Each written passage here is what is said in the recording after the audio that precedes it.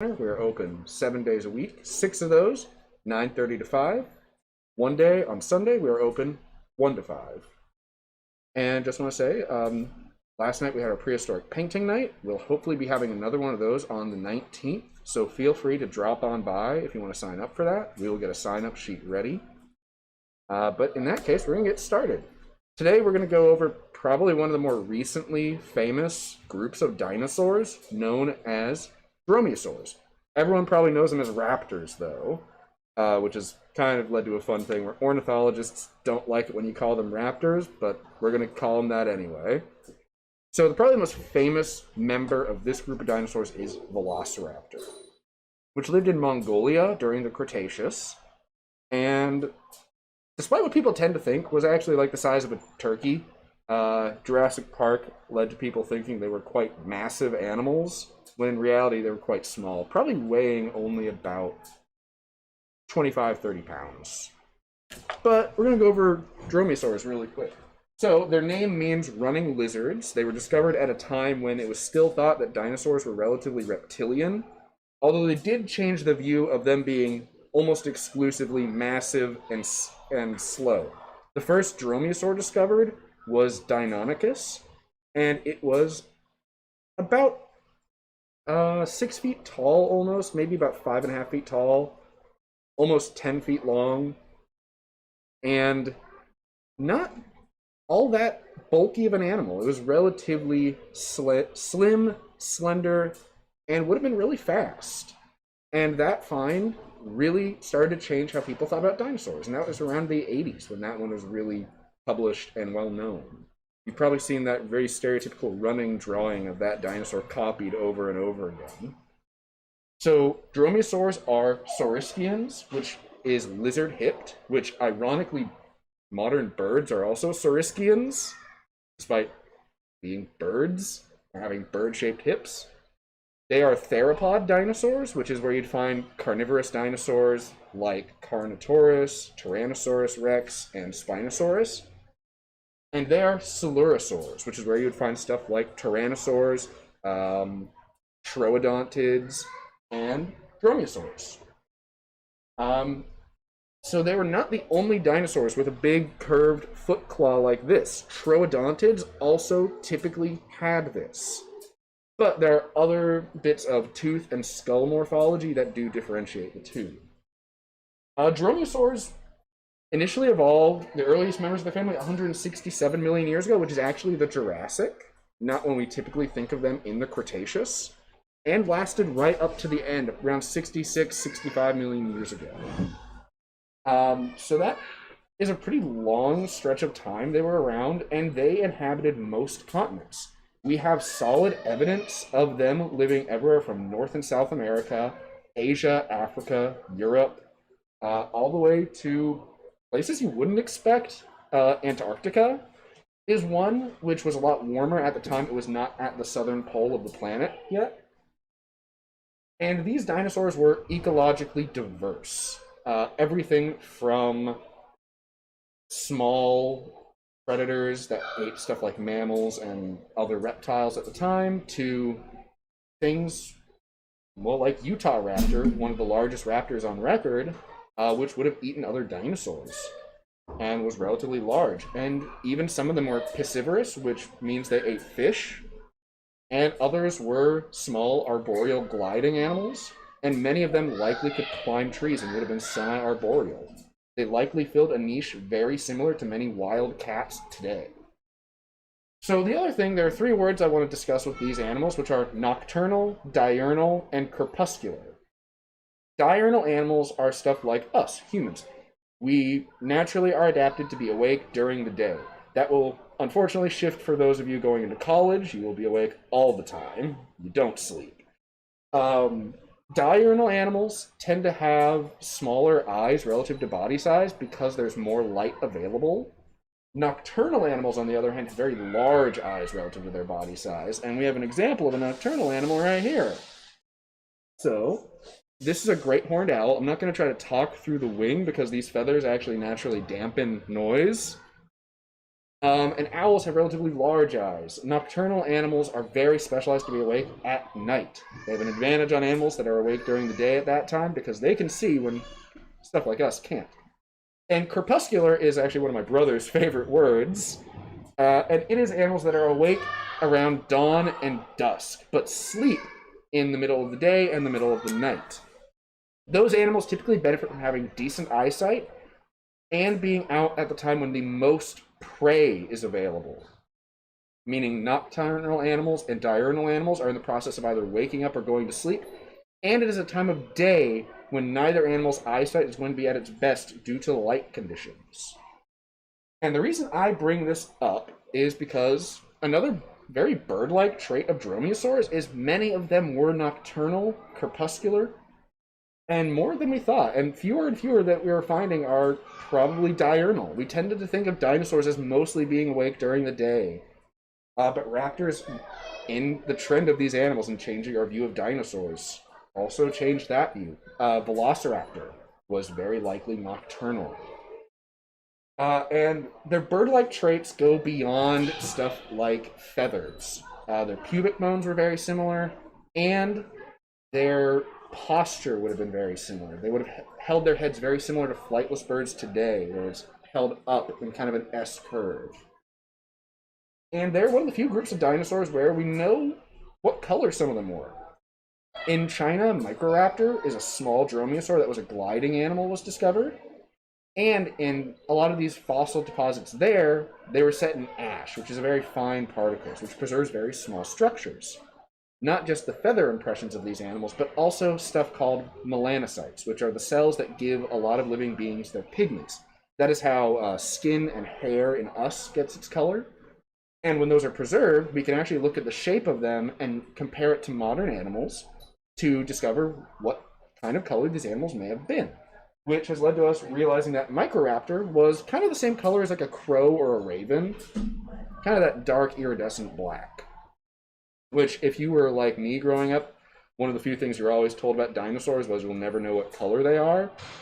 I would like to tell my 4th grade science teacher we told you so, but I don't want to disrespect him. So, one of the things that people often ask with these animals is why feathers?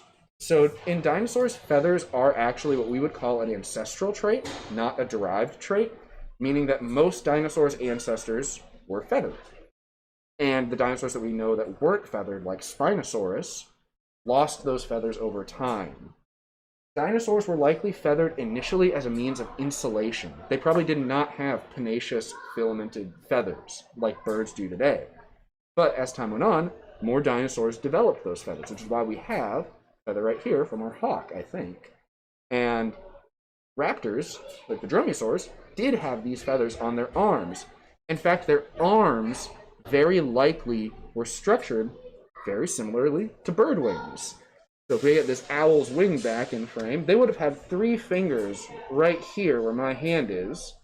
But other than that, it would have been a pretty analogous structure. So for the raptors, dinosaurs, feathers were a way to keep warm in cold climates. We know that some of these dinosaurs lived in very cold conditions up in Alaska. And we also know that some of them lived in very hot conditions, which feathers also help cooling. Now, another question people often ask is why the big toe claw? For a long time, people tended to think this was a big slashing tool on their foot that they would slash at their prey with. But looking at modern birds of prey, we were able to kind of compare the shape and function a bit. And people now think that it was not used for slashing their prey. And that is because it doesn't really have a fine edge on the front, which is where it would do a lot of the cutting. They're relatively rounded. And these claws actually may have been more useful for holding on, for piercing and then holding their prey. But another thing it would have been very useful for is actually climbing trees. Many Dromeosaurs probably were semi-arboreal. Stuff like Dromeosaurus, which is the namesake of the group, has a relatively curved toe claw, which means it probably got good grip on climbing trees as well. Other ones like Hulscaraptor, which was semi-aquatic, had very gentle curving toe claws with not a lot of curl. And they probably didn't climb that much. But the claws were a multi-purpose tool, but probably mostly for helping restrain their prey. And something that birds still do today. It's called raptor prey restraint, where they will grab something with their feet and hold it still while their beak or mouth does the work. Another thing, reason why they think that raptors had those wings like modern birds, is they would actually flap their arms to maintain balance while they're on their prey. Something you still see eagles do today when they catch a large animal. If anyone's ever seen footage of a golden eagle hunting something like a rabbit or anything larger than that, or a goat, they'll land on their prey, but they have to stay on its back while they kill it, and they need to maintain balance, so they'll actually flap their wings to keep upright and keep where they want to be. And it's likely Dromeosaurs did this as well. And then another question is, these animals are often depicted living socially, hunting and living in packs. And this is something that we can get a little bit of information on based on fossil foot tracks. So we know that these animals at least spent some time together in certain species.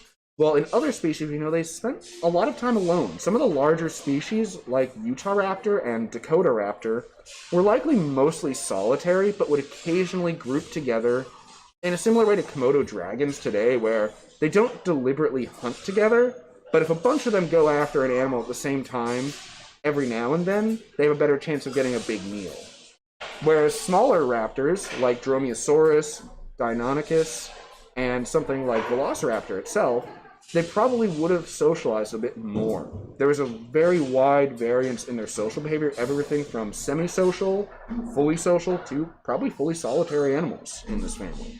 Again, they're a shockingly diverse family of dinosaurs, despite often being kind of pigeonholed into that Jurassic Park sort of stereotype of raptors. They also weren't as intelligent as those movies and books depict them. From what we can gather about how birds' brains works, and how dinosaurs' brains would work from that model, they probably weren't quite as smart as people think. Troadontids would have been about as smart as like a raven. Dromeosaurs, like how smart do you think a turkey is about where they would be. Turkeys are actually pretty apt comparison to a lot of these animals. Bromiosaurus and Velociraptor were about the size of turkeys. Probably a little bit heavier, but overall pretty similar. The other thing about Dromeosaurs is they were pretty much all carnivores. We don't have any knowledge of herbivorous ones yet. I would be surprised if in like 10 years we find one, though. These tend to be the ones that always do something weird. The other thing is that, so the claw I'm holding here is probably closest to a Utahraptor claw. This would be an extremely large claw on any of these dinosaurs, except for Utahraptor, which would have been at the upper range of their size, at around 20 feet long, and maybe 200 pounds. They were not very heavy even for body size. The smallest dinosaurs, around like Microraptor size, would have been only about 2.5 feet long, and probably weighed similar to like birds. So our great horned owl here weighs approximately 2 pounds. Microraptor probably weighed a little bit less. So the other thing about dinosaurs like this, Velociraptor is really famous for a reason, not just the Jurassic Park movies. Velociraptor is part of one of, if not the most famous fossil find of the modern era, which is called the Mongolian fighting dinosaurs, where a Velociraptor and a Protoceratops, a ceratopsian dinosaur, which we went over last time I did one of these live streams, were fossilized mid-fight with each other. They got buried mid-fight by a sand dune and were preserved beautifully. They're both complete skeletons, which is incredibly rare for anything to fossilize that way, let alone to get 2 complete skeletons in one fossil find, which is how we know so much about their anatomy. These animals are remarkably well represented, and Dromeosaurs had a few kind of fun regional differences. During the Cretaceous, the northern and southern hemisphere weren't really all that well geographically connected. The Dromeosaurs in the northern hemisphere, North America and Asia, tended to be a bit bulkier, a little bit tougher, a little bit more durable animals, whereas the Dromeosaurs in the southern hemisphere tended to be a lot slimmer and smaller, generally a little bit just slighter creatures. But they all shared very, very distinct characteristics. Similar skull shapes, similar arm structures, all had very similar tail structures with actual bone rods going down the side of the tail to add stiffening structure as Coelurosaurs. And then they also had that really, really stereotypic claw on their feet, which is probably one of the most distinctive bits of dinosaur anatomy that anyone could recognize. It's probably up there with like a ceratopsian, like frill and horns, and a Stegosaurus thagomizer. Anyone have any questions you want to ask about these? Owls have really good eyesight. Did you guys have good eyesight? Yes, so these animals, their eyesight was probably comparable to modern birds, especially modern predatory birds. In fact, some of these dinosaurs, like I was talking about earlier, were nocturnal. Velociraptor likely was nocturnal to crepuscular, given that's going to be the time that other animals don't have as good a vision. And for Velociraptor being about the size of a turkey, it's when there's going to be more accessible prey. You know, you're going to have more little lizards or small mammals out at that time because they're avoiding some of the larger creatures. So that's when they're going to be like, okay, I can eat stuff. And Velociraptor actually shared a range with Pulscaraptor. The desert in Mongolia was still a desert at that time, but there was scattered bodies of water, which allowed for this semi-aquatic raptor, which had kind of a weird, like a murder goose, is the best way to put those ones. Oftentimes, a joking name for raptors by some people is murder turkeys, which I think is a really good name. Anyone who's ever had a turkey, like, charge at them, yeah, it's about the same level of fear I would have. Any other kind of questions or general things? So in these pictures, they have, like, that you drew, they have round bills. Is that, like, accurate? Did they have sharp ones like the owls, or was it kind of round? So on these drawings, I was not able to get small enough to do teeth. Most Dromeosaurs, if not all, did have small, kind of knife-like teeth for cutting. Their teeth were definitely probably the way they actually killed or did most of the damage to their prey, as we said earlier. These claws were really just for holding on to stuff, either prey or climbing.